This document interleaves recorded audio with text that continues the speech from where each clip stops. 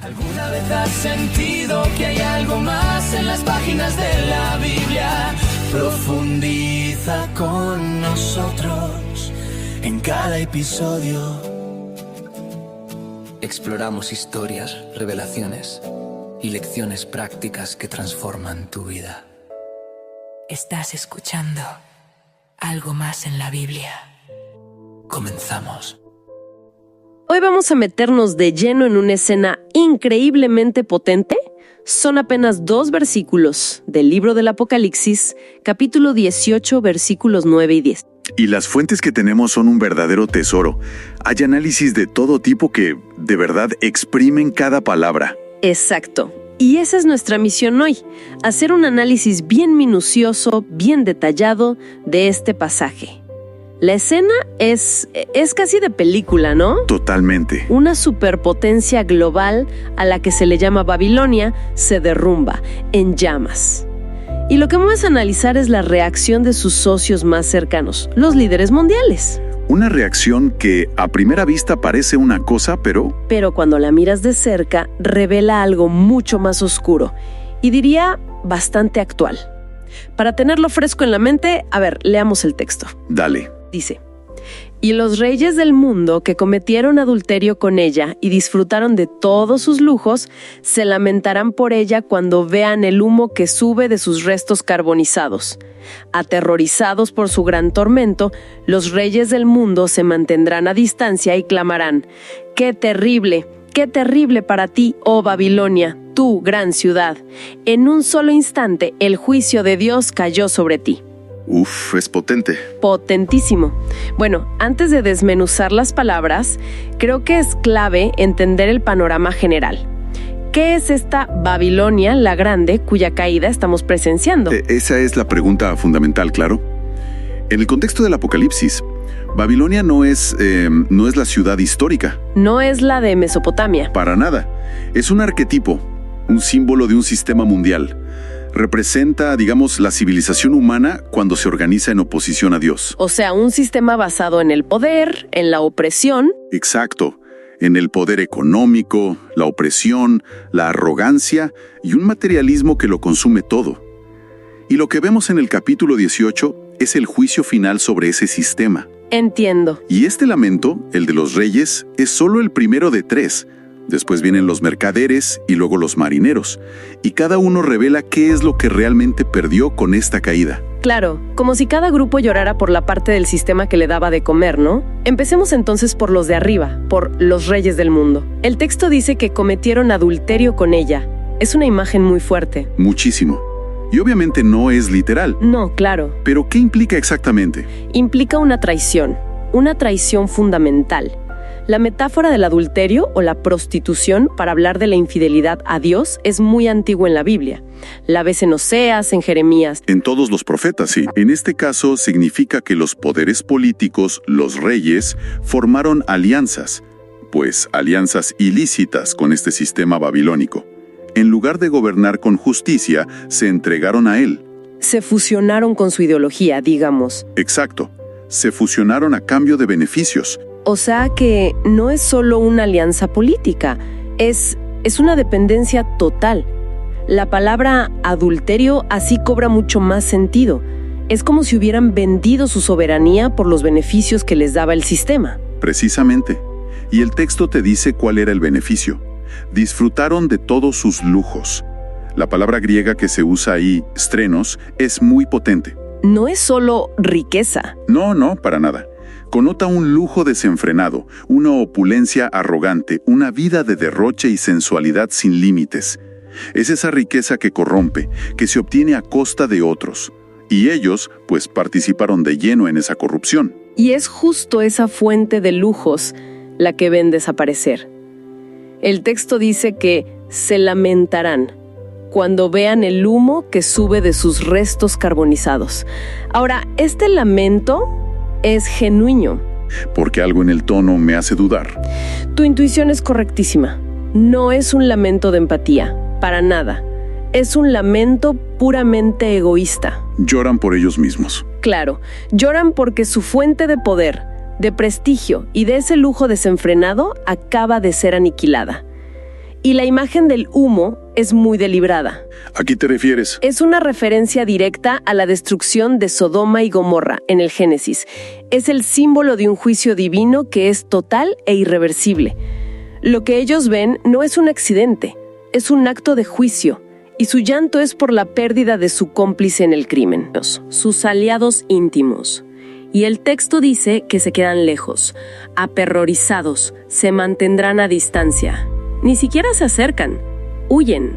Es una de las ironías más mordaces de todo el libro. ¿Es solo cobardía o hay algo más? Revela la naturaleza completamente transaccional y frágil de su alianza. Piénsalo como si fueran los socios de una gran corporación fraudulenta que colapsa. Buena analogía. El día anterior todos brindaban con champaña en la junta directiva, celebrando sus ganancias, ¿no? Al día siguiente, cuando llega la justicia y el edificio arde en llamas, simbólicamente, nadie se conoce, nadie vio nada y todos se alejan lo más rápido que pueden. Es una imagen brutalmente clara. La lealtad duró exactamente lo que duró la prosperidad. Precisamente.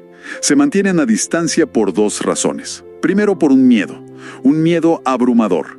El tormento que ven es tan terrible que temen ser salpicados por el mismo juicio. Es pura autopreservación. ¿Y la segunda razón? La segunda es que demuestra que nunca hubo afecto real. Su relación no se basaba en valores o lealtad, sino en el beneficio mutuo.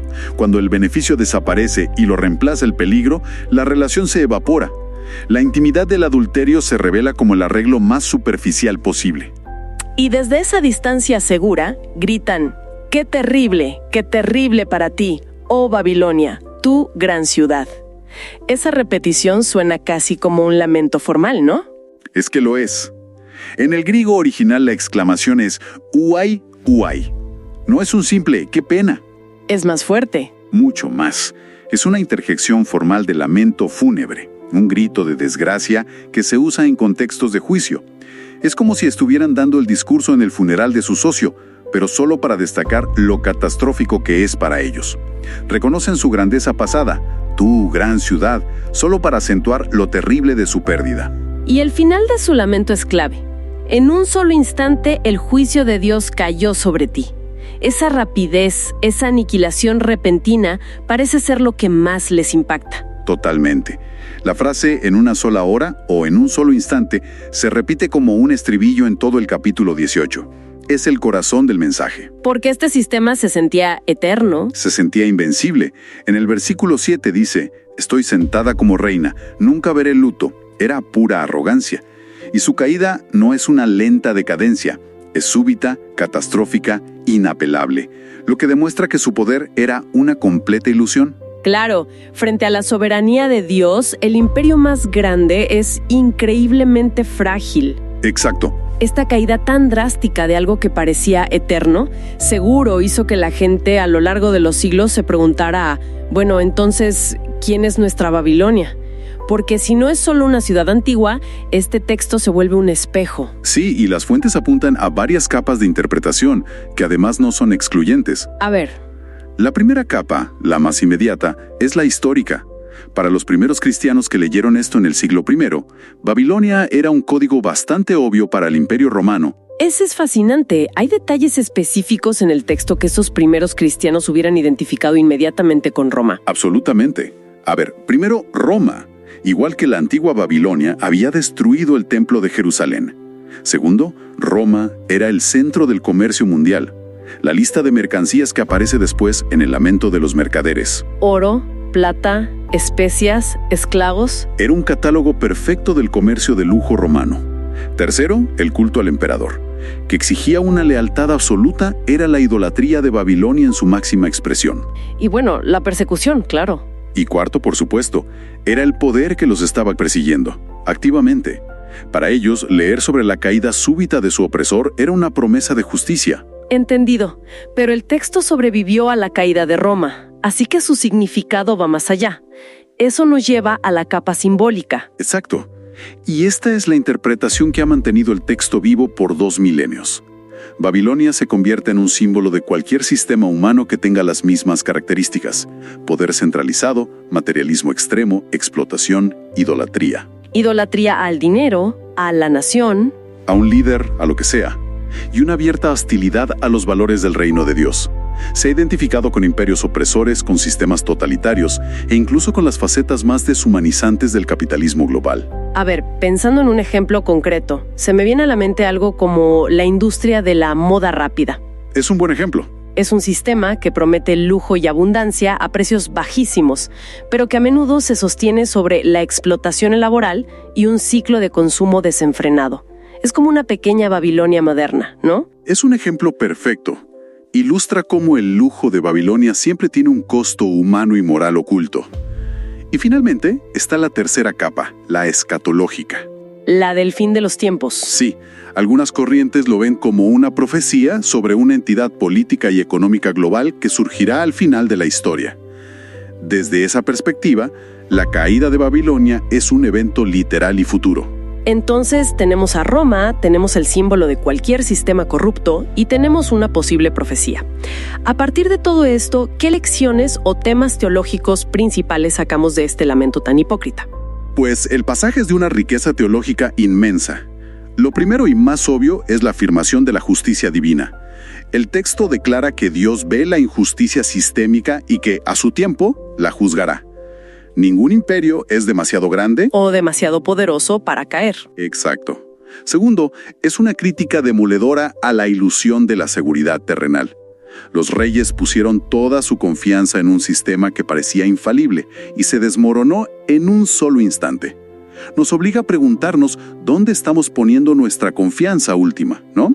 Y supongo que en tercer lugar funciona como una advertencia muy directa para la audiencia original del libro y para nosotros. Crucialmente, refuerza el llamado explícito que se hace unos versículos antes. Salid de ella, pueblo mío, para que no participéis en sus pecados. El lamento de los reyes es el ejemplo perfecto de lo que es participar en sus pecados. Es eso.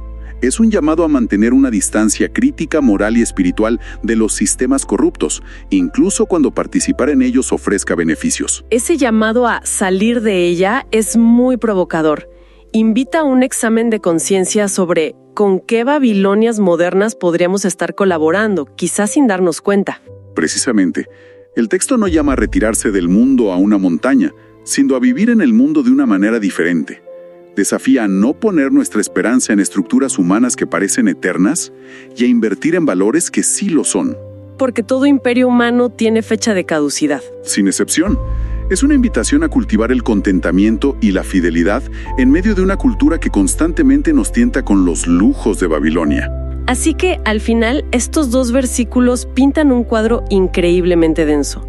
Un imperio en llamas, la reacción cobarde de sus cómplices y una advertencia atemporal sobre dónde ponemos nuestra lealtad. No es solo una historia de destrucción, sino una invitación constante al discernimiento. Exacto. Y para terminar, fíjate que el texto nos presenta un contraste fascinante entre dos tipos de distancia. Por un lado, está la distancia cobarde y oportunista de los reyes. Ellos se alejan solo cuando el juicio ya es un hecho. Para salvar su propio pellejo. Su distancia es una reacción al miedo. Y por otro lado está la otra distancia, la que se le pide al lector. Esa es la distancia valiente y profética a la que se llama al pueblo de Dios. Salid de ella. Es una separación que se hace por convicción, por fidelidad a otros valores, mucho antes de que la catástrofe sea visible para todos. No es una distancia de miedo, sino de integridad. Estamos cultivando. ¿La del espectador aterrorizado que se aleja cuando todo se derrumba? ¿O la del peregrino fiel que elige caminar por un sendero diferente desde el principio? Envíenos sus sugerencias y comentarios a nuestro correo electrónico ministerio@jesusislife.net. Este programa es una producción de Jesus is Life.